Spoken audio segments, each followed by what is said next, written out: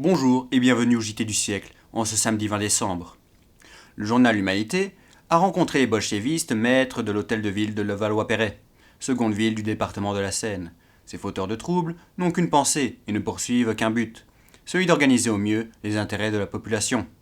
Le maire, le citoyen Rouquet, dit ne pas considérer les employés et les travailleurs municipaux comme des inférieurs et salariés, mais comme des collaborateurs les plus précieux. Le travail, ça le connaît.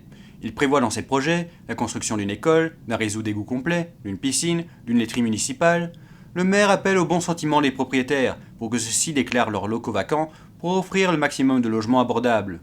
Avec tout ce programme, on peut espérer que dans 4 ans, que le conseil municipal socialiste soit réélu avec 10 000 voix au lieu des 6 000 actuelles.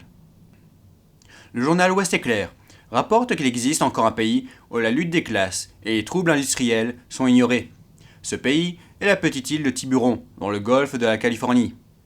Par contre, les femmes s'en sortent victorieuses dans la lutte des sexes. Elles gouvernent le foyer, dirigent le gouvernement et réduisent l'homme à l'esclavage. Tiburon est un matriarcat, mais il faut dire qu'il ne s'agit non pas de blancs, mais d'indiens séris.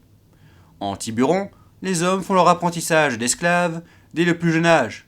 Quand un jeune homme souhaite se marier, il doit servir 1 an comme esclave dans la famille de sa future fiancée, avant d'être agréé.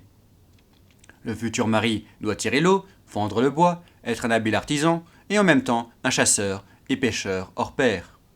Ce pauvre jeune homme, surmené de travail, n'a même pas la consolation de faire la cour à son aimée.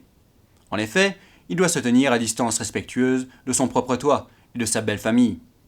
Au bout d'une année, si le jeune homme s'est montré suffisamment soumis, énergique et respectueux envers les membres féminins de sa future famille, il est admis et il vivra sous les règnes fermes du gouvernement de sa femme.